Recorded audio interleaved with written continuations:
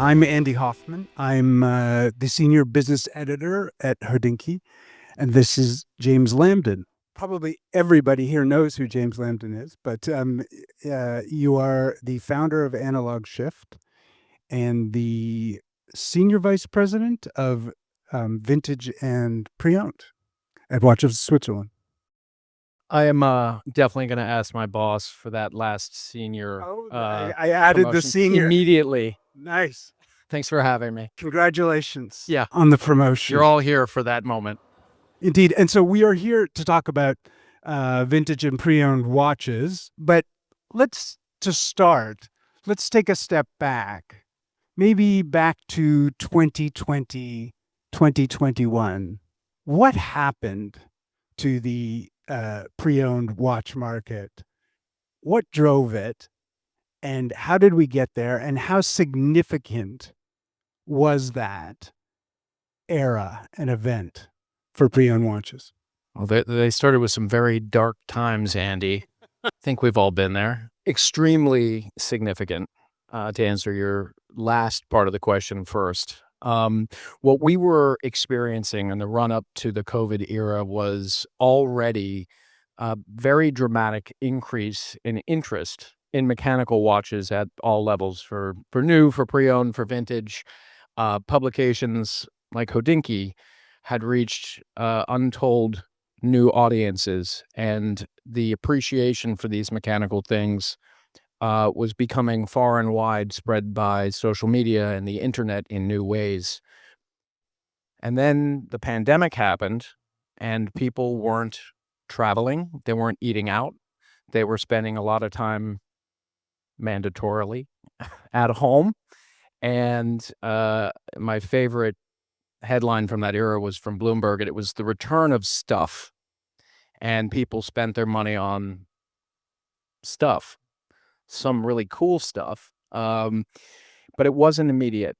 And in those first few months of COVID, we saw the secondary watch market and the vintage market, which are slightly different, pretty much stop. Everything stopped, and there were a couple of months where nothing happened at all. What then happened was this new generation of watch enthusiasts had a lot of time on their hands to go and study and go and learn and get on social media and get on the internet and engage with something where they actually had time to focus. And it came roaring in with untold and perhaps not completely yet measured impact for sales, but primarily for new and contemporary pre-owned. Whereas vintage kind of took a slight left, and it became slightly more rarefied air that was a little bit less understandable to a whole new wave of enthusiasts. And as someone who had been in the business for over a decade at the time, more than that, what was your reaction? How did you deal with all the new people? I mean, it was exciting. I remember the very earliest days of COVID, being at home and getting calls or emails or Instagram messages from a lot of my colleagues in the industry, and suddenly there was this demand for new content. So we were creating Instagram Q&As and live discussions and chat room kind of experiences through social media, or on one of the variety of new tech spaces that came and left during the COVID era for sort of live hangs with your friends. And that demand was significant, and the attendance was significant. And I realized very quickly that we weren't talking to the same group of indoctrinated individuals. We were talking to a much larger audience.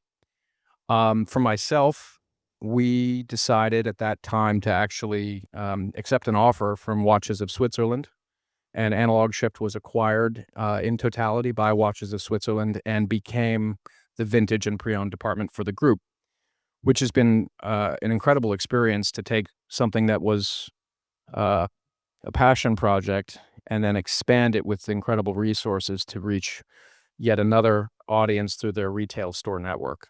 And it came with a lot of challenges, but it's also resulted in exponential growth.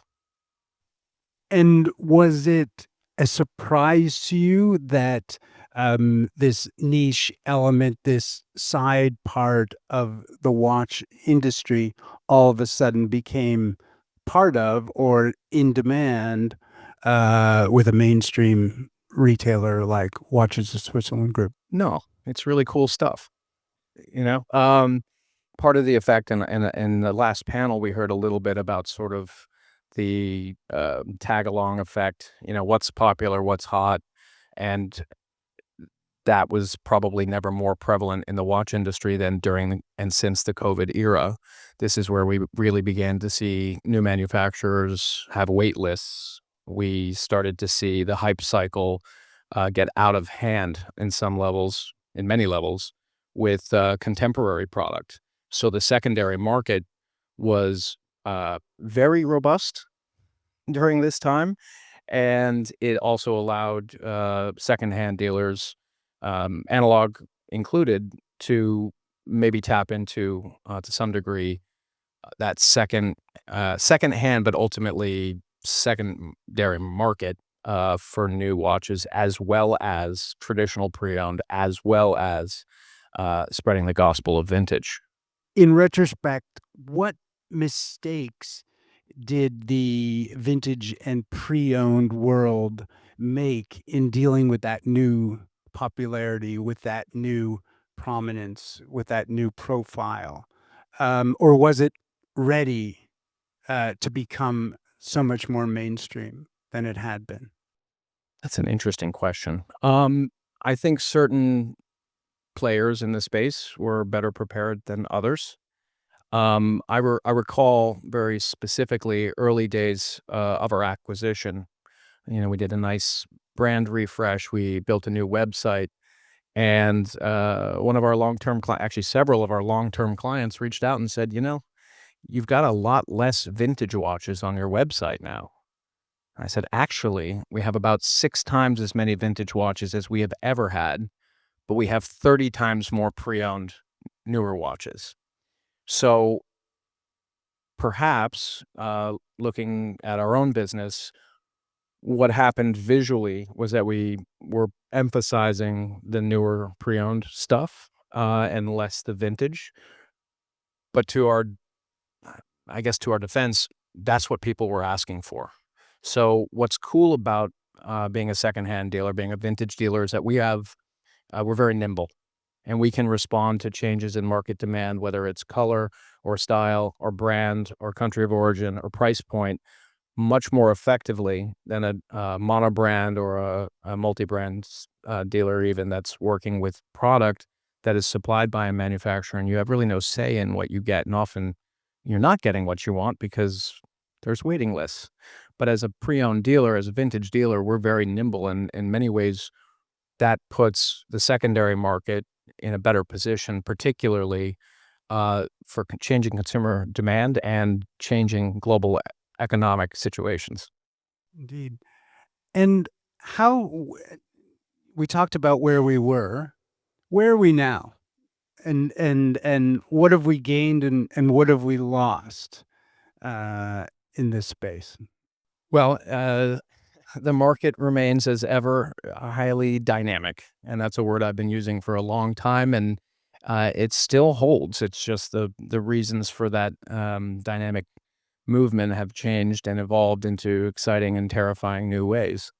Um, we're working now in a space where some of the newer enthusiasm that has come from watches is beginning to mature. Perhaps the appetite to pay very, very strong secondary market prices for everything are beginning to tone down, but people are still more engaged with mechanical watches than at any point in human history, and that's super cool. That's quite a statement. Yeah, I mean, I think it's true. I mean, I think it's true. If not, I just made it up, but it sounds good. Um, I think what we're dealing with today, with the tariff situation in this country, with other elements of international challenges in terms of distribution, responding to demand, and so on and so forth, remains, a challenge for a lot of players in this space. Now, we're fortunate in that we have a certain level of resource and we have a certain level of distribution and tremendous ability to reach far and wide, not just to sell our product, but to acquire product. So we remain in a place where we can engage with the community and with the marketplace in perhaps more effective ways than someone who's geographically limited or financially bound to what they have in stock as a working capital. Indeed. Well, okay, let's jump to right now tariffs. What does this mean for vintage and pre-owned? I mean, is it all of a sudden a completely regional equation here?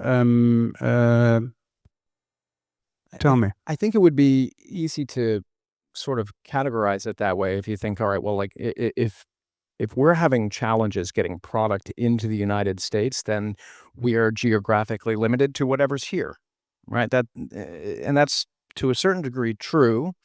But the reality is the nature of our business is international, and we're bringing in product that originated overseas all the time. Tariffs do not work for the margins on secondary product. Hard stop. So I remain optimistic, hopeful that there's going to be a resolution to the situation that we are currently in at this moment with a 39% tariff against Swiss goods. But again, even if it did stay in place, while there would be certain brand or style limitations, there are a lot of watches in the United States. So if we can evolve and our marketplace can evolve to have interest in maybe some of the stuff that's already here, shout out again back to the last panel where Tom was making fun of weirdos who like early American watches. I'm one of those weirdos. And there's a lot of early American watches in America. Now it's going to be a minute before people stop demanding a John Mayer green dial Daytona and start looking at a pre-war Waltham. I recognize that's a jump, but That's a journey. yeah, it's more than a jump. It's a free fall. But there are watches in America and a lot of them. It just so happens though, most of the stuff that people are really engaged with are primarily located overseas at this time, predominantly in Asia. Is vintage and pre-owned, has it made the journey to being perceived as legitimate and on the up and up and on the same level as the primary market, or does it still, have a ways to go in terms of being thought of in the same space? Yeah, another great question. I mean, I think categorically, it has a long way to go. There are certainly players in the space who do a better job at providing a level of authenticity and a level of consumer security. And once they've sort of established themselves and they reach their audience, yeah, they become their clientele becomes comfortable with buying a secondhand or a vintage item. But categorically, there's a tremendous difference that exists in a consumer's mind between buying a new product with a warranty from an authorized retailer than from buying some old watch from somebody they don't know or, perhaps saw on the internet once. And talk about how that relationship, this is a digital world. The pandemic interest in watches was a digital phenomenon. But where are we going in terms of that experience of buying vintage and pre-owned? Is the trend of inevitably becoming more and more digital, are we still on that journey, or are we starting to push back? I'm going to ramble through this one a little bit, I think, Andy. So you can nudge me back into place if I get too far into the weeds. But, firstly, Analog Shift, my company was built with an idea of a passion for analog experience. So the product itself that we carry is predominantly mechanical and analog in nature. The way we talk about it, the way we built our brand is in tribute to a non or pre-digital era. yet we operate primarily in the digital space. So there's an irony there that's not lost on me. I'll also go back even further to my first sort of engagement with the watch community, and it was also digital. For some of us in the room might remember the era of forums, and there was a whole bunch of like HTML coding you had to learn or copy paste if you wanted to upload a photograph. I was never very good at that. And of course, watch collecting is a highly visual thing. So if you can't put up a photo of what it is you're talking about, you're not winning. Before COVID, one of the coolest things that happened for the watch enthusiast was that it was beginning to come offline. Groups like RedBar and some of the other watch collecting communities that sprung up around the world were engaging with watches in a physical sense. And then, almost at the height of its popularity, we all had to stay inside. Certain elements of that have carried forward in the collector community, but a lot of the retail side is now still predominantly being pushed digitally, whether that's on an e-commerce platform on the web, through social media, WhatsApp groups, what have you. It is my belief that what we're dealing with here is a tremendously vibrant new collector community, new enthusiast community. Maybe, just to make up some numbers, outnumber my generation, not by age, but by experience, like 1,000 to 1. That's how many new watch enthusiasts there are. That's quite a ratio. Yeah. And I don't think, by the way, aside from all of you fine people in this room at the moment, I don't think all those 1,000 to 1 are gonna stick around forever, right? Part of these people came in because they were bored during COVID. Part of them came in for an investment angle. Part of them came in, got what they wanted, and will move on, and that's fine too. But let's say that 90%, again, another made up number, let's say 90% of those new people who came into watch collecting, watch enthusiasm, and over the last 5, 6 years, let's say 90% dropped out. My generation would still be outnumbered 100 to 1. So what's going to happen in that time frame is that those 100, or probably a lot more than 100, but let's say 10%, are going to become very experienced and knowledgeable. As you move forward in your collecting journey and in your enthusiast journey for watches, you're going to demand more and more expertise and more authentic interaction. I do not believe that that can happen exclusively online. So I think there is a demand for a analog experience. So, I mean, because at times it has seemed lately like everybody's becoming a watch dealer. Yeah, I Uh, noticed that too. so yeah, indeed. Are we seeing the, consolidation, the professionalization of this side of the industry? I mean, that's the journey we're on. How far along are we? I think we're still very early days. If we zoom out and look at watches as a collectible category, as an investment category, if we use art, whatever that means, as sort of this overarching, that's the big one. Somewhere down that list, you've got spirits and wine, and then you've got classic cars, and then somewhere down here is watches. So it's still got a very, very long way to go before we reach the quote unquote collectibles market cap. I think we're very, very early in the journey. But to answer the first part of that, yeah, we are already seeing a consolidation. I think during the sort of core pandemic era, a lot of people became dealers. And a lot of that had to do with access and relationships and being able to get a watch that was in demand and make a few bucks, or maybe a lot of bucks, flipping it on the secondary. A lot of those folks have moved on, and that's fine too. What is the traditional Swiss watch industry? How uniform or aligned has their reaction to the shift in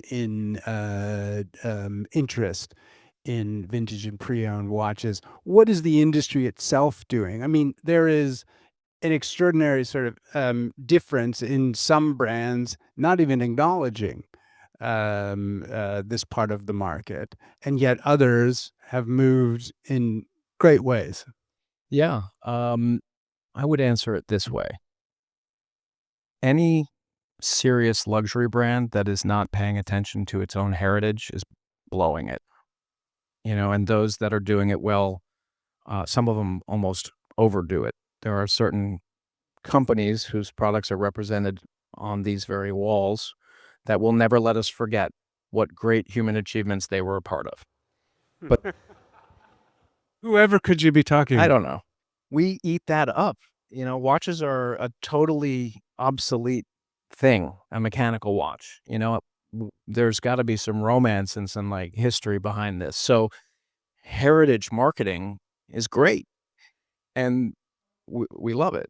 And whether it's Steve McQueen or, it's a camera brand or a watch brand or it's a car company that's still making the same damn car they made 50 years ago, we love it. That becomes an iconic thing.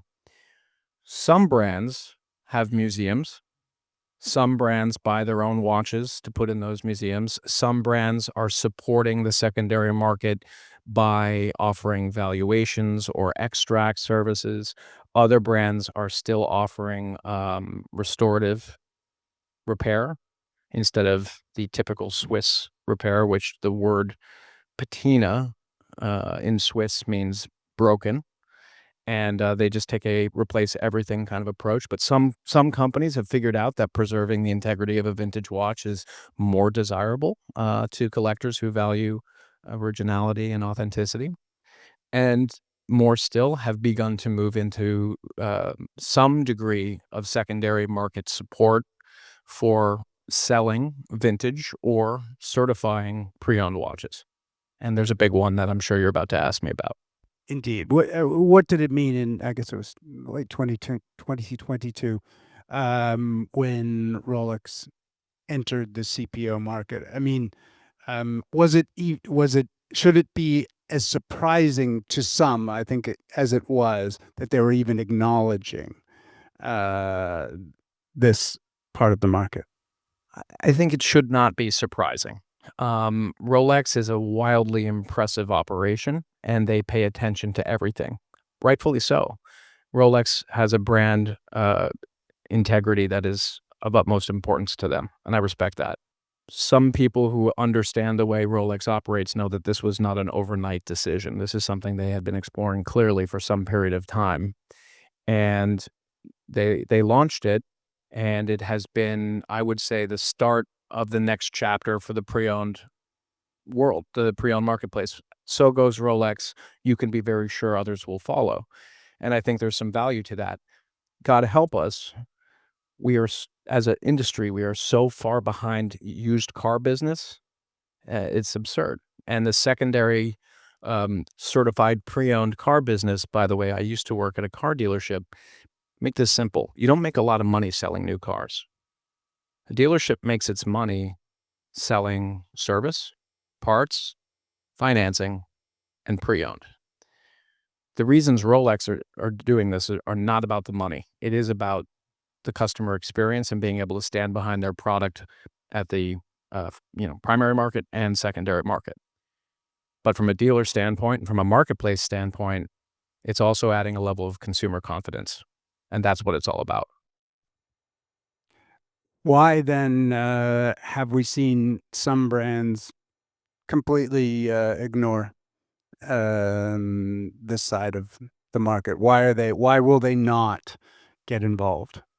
I mean, it's a big lift, and I think that any brand that has decades or centuries of history, there's a huge knowledge gap between somebody who is familiar with the current product line and somebody who's familiar with the entire history of that brand's products.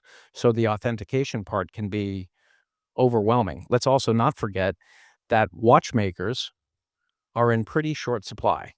A lot of these companies are, are they want to get more watchmakers just so they can make more watches to sell, never mind repair, restore, authenticate their old stuff. So I think part of it's bandwidth. Part of it's the knowledge that these companies have about their own history. And part of it is where can they develop strategic partnerships to properly represent the other side of it. And talk more about that variance in the idea of certification and how certification works. Because, yeah, I mean, certified vintage watches or pre-owned watches have been around forever, haven't they? Yeah, that's one of those areas that we in the industry would really like to clean up the terminology around, like what does original mean and what does boxes and papers mean and what does certified mean. Certified pre-owned suggests that somebody is of knowledge, is backing this up, is doing the work to understand what it is. And I think the assumption is to a lot of consumers that that is a factory-backed certification. 99% of the watches that you see out there with certified pre-owned badging are certified by whoever's selling them. I once had a client bring me a watch that was highly suspect. And after voicing my concerns, not to slag the dealer who sold it to him, but to just caution the client about its authenticity, he came back to me and said, "Oh, everything's fine. I got a certificate of authenticity." I said, "Well, from who?" He said, "The guy who sold it to me." That's, there's a problem there. So there's a cognitive dissonance, I think, between the realities of the marketplace. What does the word certified indicate to the consumer versus what should it mean? And what it should mean is it's been factory certified. And whether that actually means it goes to the factory or a representative that has been approved by the manufacturer is doing that work. And that's not the case. So there is a huge difference between Rolex certified pre-owned and, Bill's watch shop. I don't think I work with anybody named Bill. I think that's safe. Certified pre-owned. Sure, absolutely. But how much does the industry, do you need to explain that more? So much.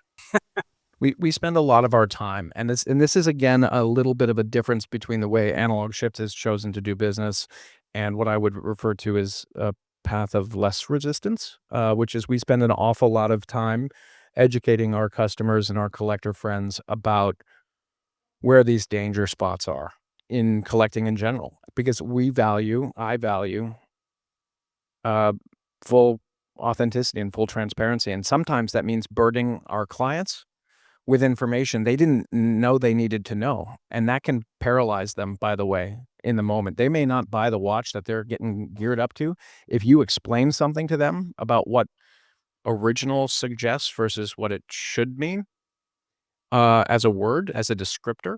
But I've always believed that a well-educated client is going to be a better client. And I would rather give them the cold hard facts about what other people might say to them, and, they'll come back later. We're not saving lives. I'd rather educate people.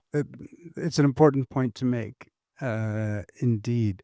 So you started Analog Shift in 2011, 2012? 2012, we went live. 2012. How has it changed in terms of buying and sourcing watches? I mean, what was it like then, and what is it like now? And what kind of scale are we talking about for your business now? Yeah, it's, looking back, I was doing, of course, a little bit of exploration of the dealer marketplace before I sort of formalized and launched my website. In the early days, I launched with a shoebox of watches under the desk of an apartment on the fifth floor walk up of a crack house in Harlem. It's a true story. It's not the official bio, but it's true. And those watches were procured through hustling. I was all over this town. I was on the internet. I was on eBay, auctions, estate sales. These were watches that I was beating the streets to go and get. Gradually, through the brand that we built, the partnerships that we made, the reputation that we earned, more and more watches started coming to me, and I was doing less and less of the procurement. Today, it's like Christmas every day. We're bringing in tremendous volumes We're buying in sometimes in a week more than we sold before we were acquired by Watches of Switzerland in a whole year. So the growth of the Analog Shift brand has been well over 95% per year for the last 5 years. Wow. How much more difficult is it to find? I mean, is it not more competitive, more difficult to find watches? And what are you doing these days to continue to feed that supply? Yeah. There's certainly more competition for certain product, I think is the answer. But as I was sort of saying earlier, there are areas that we're constantly trying to explore and promote that are not in the core in demand category. So there's always something to go out and find. But yes, particularly in a world where there are tariffs, it is competitive and they can be fierce. Do you think you or with the help of others, do you think this industry is capable though of creating tastes and trends in vintage and pre-owned and pushing the consumer to a place? Many have Ooh, tried. ooh, we're getting juicy. Um, I think it's been done. I've been accused of some things. There was a great tinfoil hat conspiracy years ago that myself and some other folks were sitting around a table, strumming our fingers and stroking our hairless cats and blah-ha-haing our way into market manipulation. And I'd love to tell you that was true. It's a great image, but the truth of the matter is a lot of what we're doing, a lot of what Hodinkee's done, a lot of what the other, tastemakers in this space have done is talk about things they're truly passionate about, and they've caught on.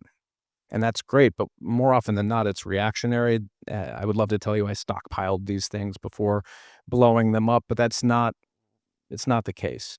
There have been cases where brands have tried to get a lock on a large percentage of the available supply of something they believe is going up, but again, that's speculation.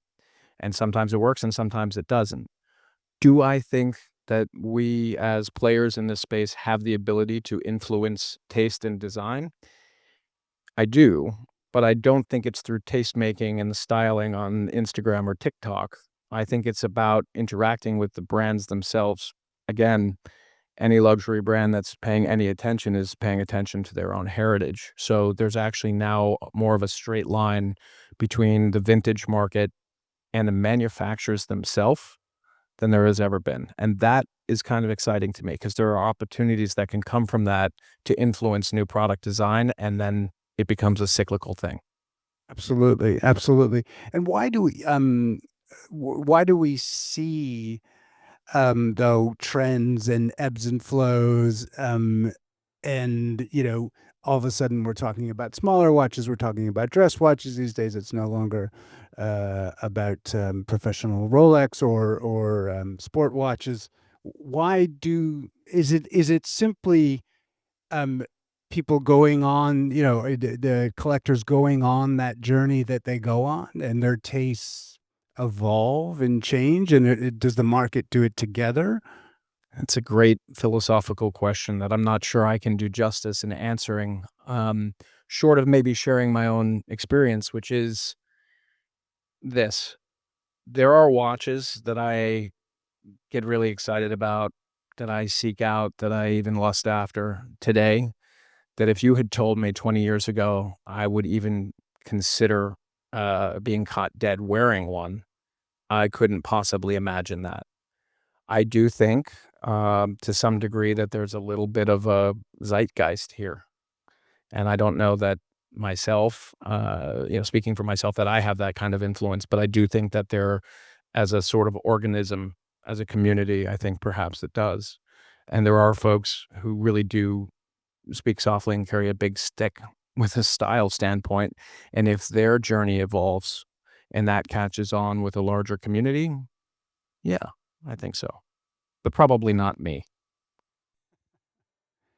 um we think about often about numbers, about the size of the market.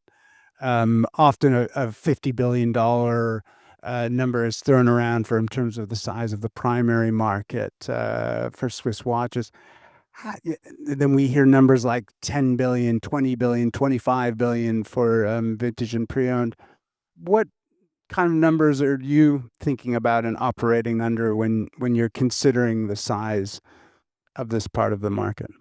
I've seen a lot of numbers thrown around as well. I mean, I've seen reports suggesting that the growth in the pre-owned market could be, $200 billion by 2035 or something. And to a certain degree, maybe, it's totally possible. I know there's a lot more pre-owned watches available on the market in a general way than there are the new watches that people want. So sure, it's also a harder thing to track. Where are we talking about watches that are being sold by authorized dealers or by independent vintage experts or at auction or on eBay or, on Canal Street? Not sure. I think what's exciting about it is that, well, it's two things. One, it definitely speaks to the growth opportunity. And I know that there is tremendous opportunity to keep growing our business in America and globally.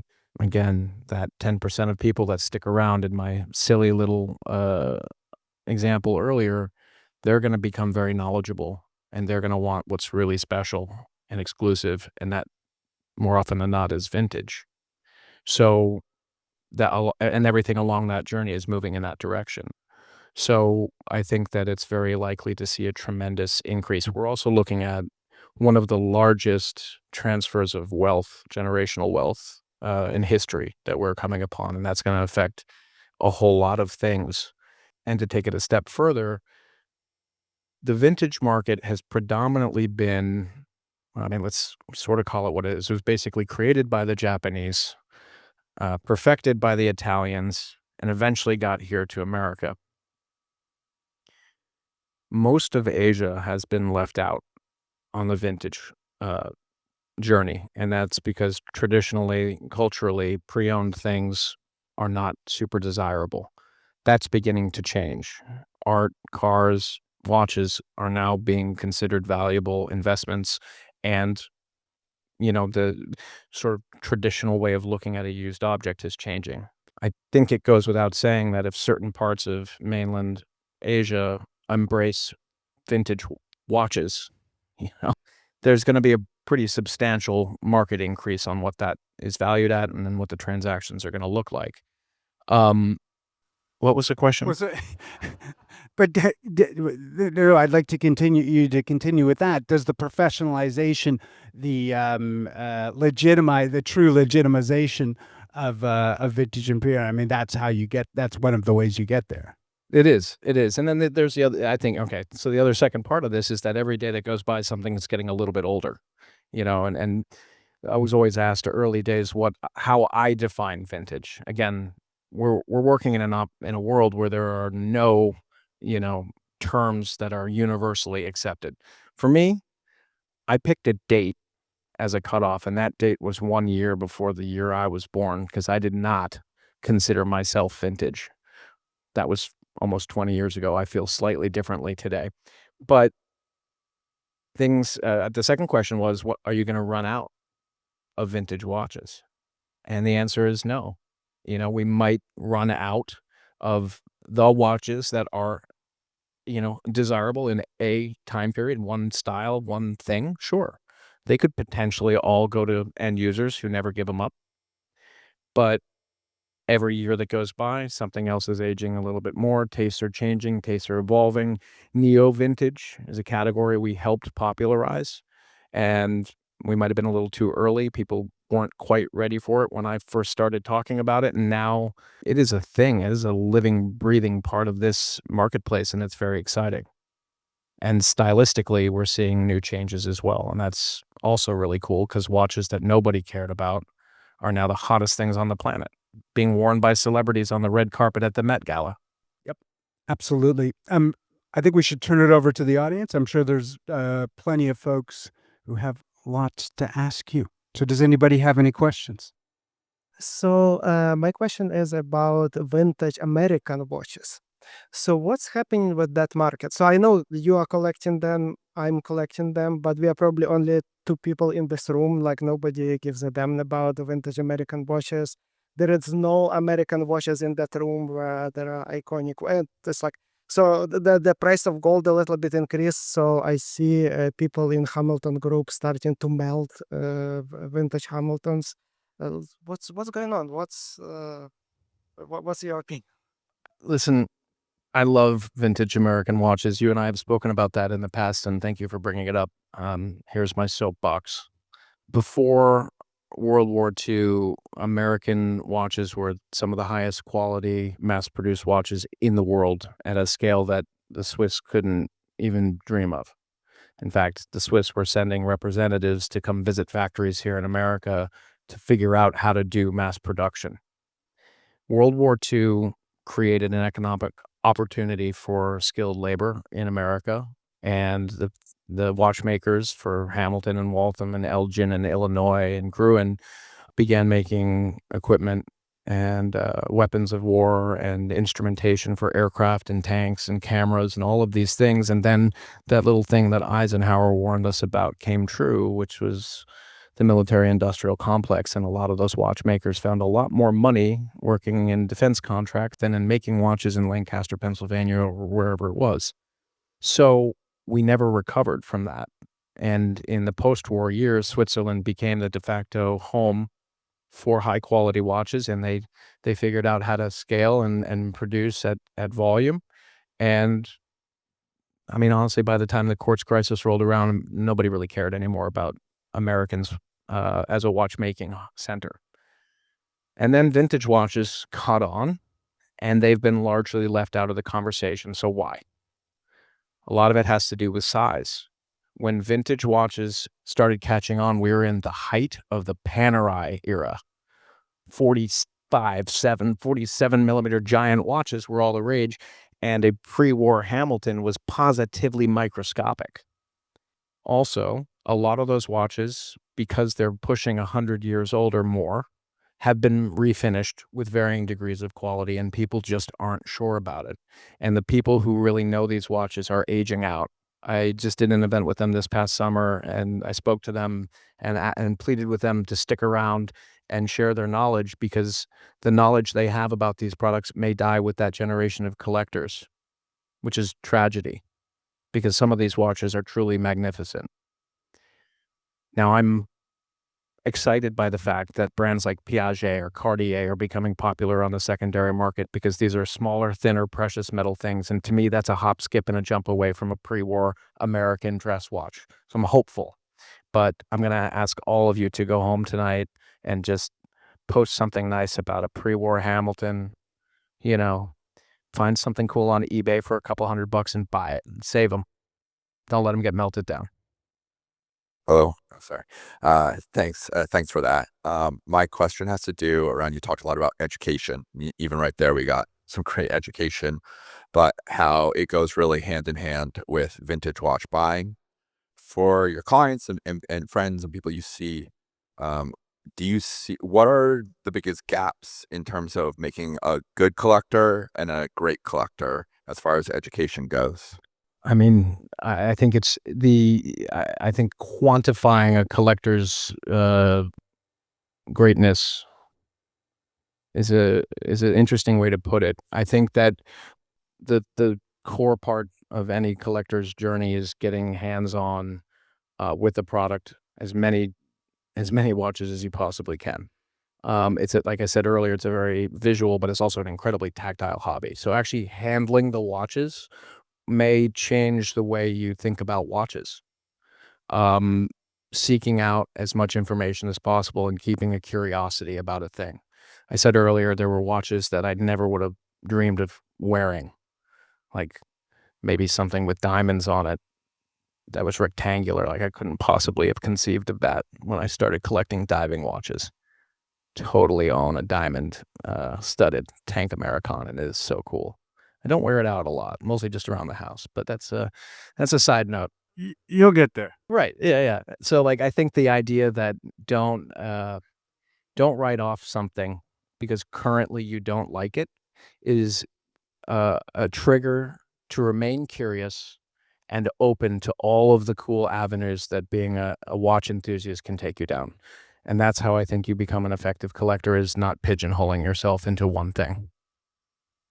So, I mean, first off, thank you for, being very early on my journey of collecting and many conversation that follows that had shaped my collecting and many things I do, horologically speaking. Well, we have talked about many categorically speaking, watches and, like whatnot, market and things like that. Like, and I have imagined you have seen most of the watches under the sun, not each of them, but each model of them. What is the last time you have seen something new that is exciting? It's like, oh, that is something that is genuinely new for you at least, right? Of course, that watch vintage that had existed before, but something new and exciting. And that's like the perfect follow-up to your question. I also stay curious, and I think the day that I stop learning about watches is probably the day that I move on. I love this. If I don't learn something about watches every day, like I just don't feel as fulfilled. In LA in February, I walked into want to buy a watch on Melrose, and my horological dad, Ken Jacobs, who taught me so much in the early days, was wearing this wildly cool 1970s Hamilton, but Swiss-made Hamilton diving watch, big cushion case with a red and black acrylic bezel and a red, white, and cream exotic dial. I'd never seen this watch before, which is odd because that's exactly the kind of stuff I live for when I started collecting watches. I'd never seen this, few $1,000 Swiss-made Hamilton diver exotic, and I tried to buy it off his wrist, and he wouldn't sell it to me. He's not a very nice father. And it took 6 months, but I finally tracked one down, and Ken also found that one, and this one I was able to buy from him. So I got that watch yesterday, but I had never seen it before February. I think we have time for maybe one more question. I've got one back here. Yeah, so you discussed pre-owned watches a lot, and I have a couple of questions. I wanted to ask, firstly, how do you or your company verify that the watches you resell are authentic? Like, which steps do you take? It came with a certificate of authenticity from the person I bought it from. That's a joke. Okay.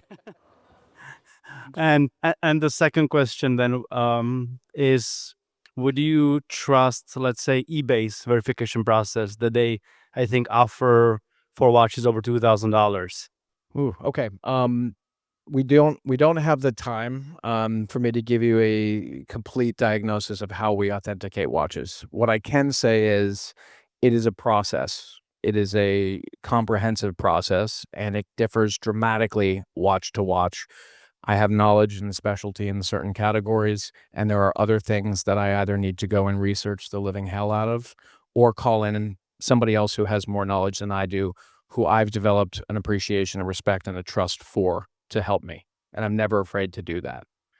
How do I trust other watches that are out there being sold by other platforms? Listen, I respect eBay very much for taking the steps to try and authenticate watches. What I will say is this: I think it is the right direction. I think at any scale, but perhaps amplified at a large scale, you run into the same challenges that we were talking about factory certification. You have limitations on how many watchmakers are available on the market and what their knowledge level is, amplified by every watch, every brand, every style, every movement, every color. They're going to, statistically, it's an impossibility to get it right every time. I have bought watches from eBay for, I think I got my 25-year pin.